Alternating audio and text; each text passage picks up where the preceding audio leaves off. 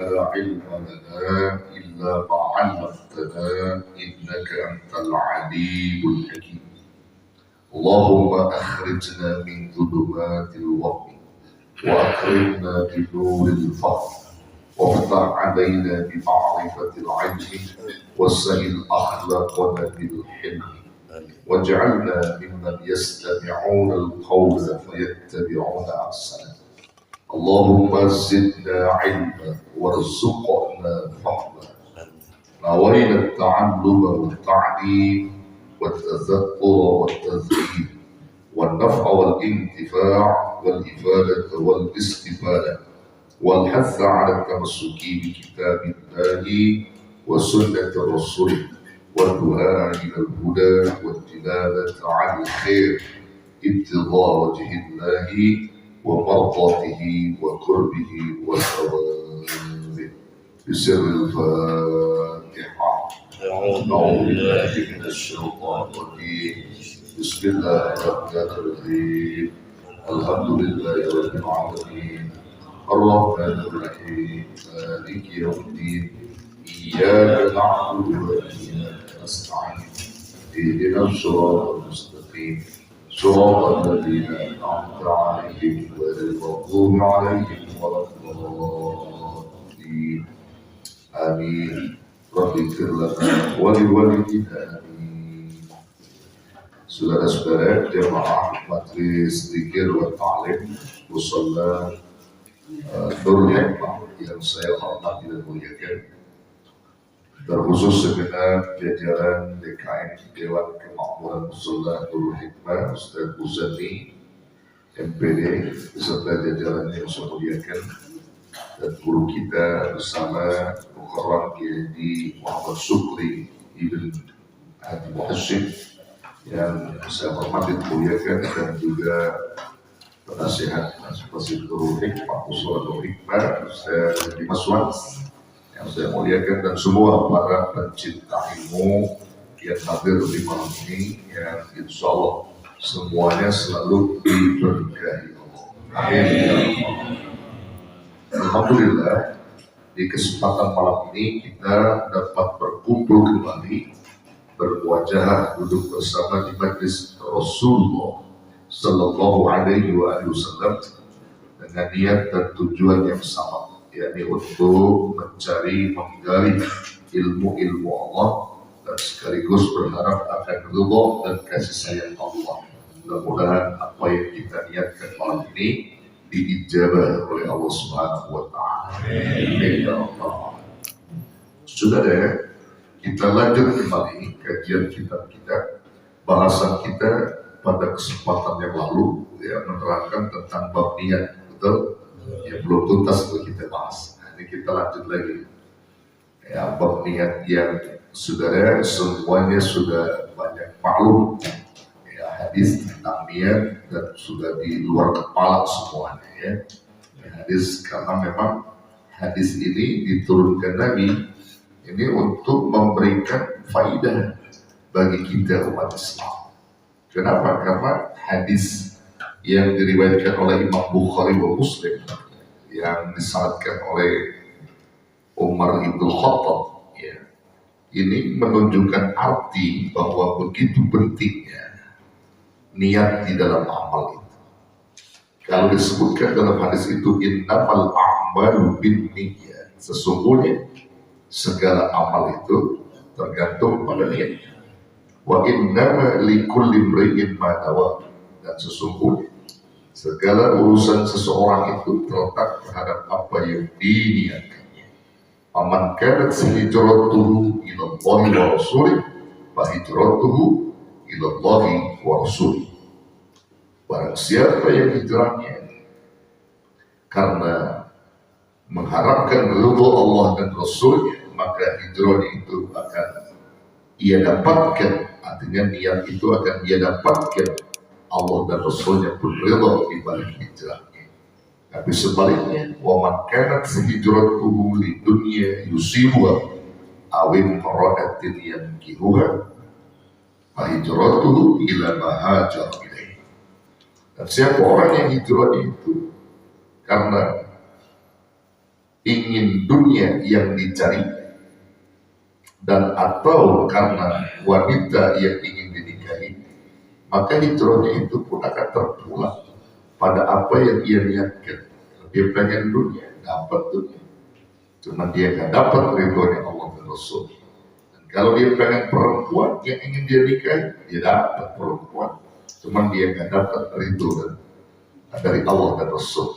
Alhamdulillah. Nah, hadis ini asbabul wurudnya, yang kemarin sedikit kita ungkap ya, asbabul wurudnya hadis itu karena ada pemuda yang namanya muhajir di pemuda. Ketika dia melamar perempuan yang namanya Ummu Qais di kota Mekah, Ummu Qais menolak. Saya gak mau dilamar ente, karena saya mau hijrah sama Nabi. Nah kalau antum mau melamar anda, silahkan gue ikut hijrah. Si muhajir ini gak ada niat untuk berhijrah, lantaran mau kawin, lantaran pengen perempuan, jadi ikut dia. Capeknya sama dengan muhajir-muhajir yang lain. Artinya para hijrah itu capek, letih, lelah, bahkan nyawa taruhannya, tapi gak dapat apa-apa. Begitu di kota Madinah, Nabi siarkan, Nabi umumkan, turunlah hadis ini. Apa kata Nabi? Wahai para sahabat, di antara kalian banyak lelah letih, maka ada di antara kalian juga orang yang lelah letih bersama kita, namun saya serius saya. Hijrahnya itu ditolak oleh Allah Subhanahu wa Ta'ala. Ditunjuklah Nabi, nama Nabi itu muhajir. Kenapa? Muhajir ini dia berhijrah karena menginginkan wanita yang ingin dinikahi, yaitu Ummu Qais. Dia hijrah bukan karena Allah dan Rasulnya. Maka apa yang dia inginkan dia dapat, tapi nggak dapat ridho Allah dan Rasul. Tuh sayang saudara. Kenapa? Niatnya nggak lurus. Semula nggak pengen hijrah, dia hijrah karena ada perempuan yang ingin dia nikahi. Gitu. Sama antum kalau ke taklim, kalau cuma pengen ngopi di taklim ya dapat kopi. Dapat kopi, tapi Allah nggak ridho. Kalau kita ke taklim pengen mengharap ridho Allah, dapat ilmu Allah yang bermanfaat buat kita. Ada pun kue, taklim segala macam itu kue yang ada, kopi itu semua pelintirannya doang. Yang penting intinya kita mengharapkan ridho di Allah di balik perbuatan kita. Itu asbabul wurud itu hadisnya. Nah, saudara, bahkan di samping itu, bagi seorang mukmin dari hadis ini, ya, diberikan keuntungan. Ya. Jadi kita tahu apa yang akan kita perbuat itu harus berdasarkan.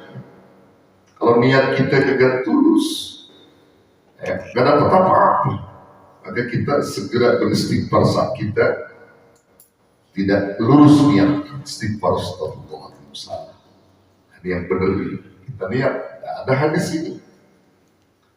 Al-Imam Abdurrahman Al-Mahdi rahimahullah ta'ala, beliau katakan, jika aku menulis kitab-kitab, maka aku akan tuliskan setiap bab dari kitab yang kutulis dan kuletakkan hadis ini di setiap bab. Jadi hadis ini akan diletakkan di tiap-tiap bab yang akan ditulis oleh Al-Imam Abdurrahman Al-Mahdi, lantaran karena pentingnya dia supaya diingatkan. Bahkan ulama-ulama salafus saleh, ulama-ulama kita, penulis-penulis kita, itu mesti di dalam mukadimahnya itu selalu mencantumkan ini agar meluruskan niat kita. Musannif menyusun dengan niat karena Allah, bukan karena yang lain. Hadis ini dicantumkan sampai disebutkan bahwa hadis ini merupakan sulusun minal Islam, sepertiga dari ajaran Islam ini hadis. Jadi sepertiganya ajaran Islam ini hadis ini. Innamal a'malu binniyat. Hadis arba'in itu letak di pertama nih hadis. Semua hampir kitab-kitab itu meletakkan konsep niat itu pada posisi yang pertama. Jadi ini memberikan faedah buat kita sebagai hamba-hamba Allah. dengan hadis ini. Bahkan kita juga diuntungkan oleh Allah bahwa niat kita sebagai mukmin di dalam beramal itu jauh lebih bagus daripada amal kita. Ada hadis yang diriwayatkan oleh Imam Al-Baihaqi, ya, itu disebutkan oleh Nabi, niatul mu'min khairun min amali. Niatnya orang yang beriman itu lebih bagus daripada amal. Kenapa niatnya itu dihitung lebih bagus? Karena niatnya orang beriman ketika dia niat bagus itu sudah sampai kepada Allah dan dicatat sebagai kesempurnaan daripada amal dia. Padahal dia belum lakukan itu keunggulan orang mukmin. Wa fi riwayatin akhar, dalam riwayat yang lain disebutkan Nabi adalah niatul mu'min ablagh min amali. Niatnya orang mukmin itu ablagh itu lebih dulu sampainya daripada amalnya belum ada, baru niat udah sampai duluan sama Allah. Itu keuntungannya sebagai mukmin. Dan diperkuat lagi oleh hadis Nabi yang diriwayatkan oleh Siti Aisyah radhiyallahu anha. Ya, Bunda Aisyah radhiyallahu anha ini meriwayatkan hadis Nabi yang diriwayatkan ini dalam hadis Imam Nasai. Sanadnya itu dari Aisyah, istri Nabi sallallahu alaihi wasallam. Apa kata Nabi? Kata di dalam hadis ini, ya, memperkuat yang disebut dengan niatul mu'min khair min amalihi. Kata hadis itu disebutkan, ma min imri'in taqulu lahu salatun bilailin faqalabuhu 'alaiha naumun illa kataballahu lahu ajra salatihi wa kana nawmuhu sadaqatan 'alaihi. Rawahu Nasai. Ma min imri'in takunu lahu salatun bil-lail. Tidaklah seseorang mukmin yang bertekad untuk bangun di waktu malam melaksanakan sholat malam. Ya, faqalabuhu 'alaiha naumun. Tetapi ketiduran itu mengalahkannya. Maksudnya dia ketiduran, sudah niat malam-malam ntar saya pengen sholat, ketiduran. Jadi sholatnya itu dikalahkan oleh tidurnya, malah dia ketiduran. Maka dengan begitu apa sudah? Ini keuntungannya. Illa kataballahu lahu ajra sholatihi.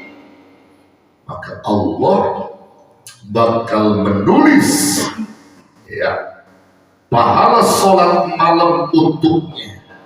Allah tulis pahala sholat malam untuknya. Padahal dia kagak sholat, ketiduran. Karena udah niat lebih dulu, ditulis pahala sholat malam untuk dia. Wa kana nawmuhu sadaqatan 'alaihi. Adapun tidurnya ditulis oleh Allah sebagai sedekah buat dia. Masya Allah. Enak kata? Nah, udah terlihatin aja tuh, ntar malam. Banyak kan? Saya niat ya Rob, ntar malam pengen bangun malam, pengen sujud, gitu. Niat aja. Tiba-tiba hujan gede, pulas bangun subuh, udah ditulis pada sholat malam. Udah ditulis. Bahkan tidurnya antum juga jadi sedekah, pahala sedekah buat antum. Masya Allah, enak banget jadi mukmin ya. Cuman kalau antum tuh niat nih malam pengen sholat malam, ya cakap bagus. Ya, begitu jam 2 ente mendusit, berapa nih jam 2? Udah males banget. Tidur lagi, ya begitu tuh namanya main-main itu saudara. Main-main itu ya begitu. Iya. Yang penting kita niat aja dulu, niat yang bagus dulu, ya. Tapi kalau niat yang bagus itu, saudara, niat yang benar nih, dia nggak ada bahasa sayang gitu. Misalnya lagi ngantuk, ya aku tidak ada. Kalau dia tulus, contohnya puasa aja. Atau kalau dia benar-benar niat puasa, biar kata terangnya panasnya, teriknya luar biasa. Karena niat antum tadi yang membuat kuat. Niat antum yang membuat kuat itu. Kalau orang niatnya main-main, ya, nggak penuh dengan keyakinan dalam konteks ibadah, dalam konteks apa saja, terutama dalam puasa misalnya. Ya, begitu siang, niatnya kagak tulus, ya kan? Jam 1 siang, melihat orang minum sirup. Ya Allah, air jeruk enak, uleget, waduh enak banget minum sirup. Itu batal juga sudah. Karena niatnya nggak tulus, nggak bener. Kalau niatnya bener, maaf nggak suka.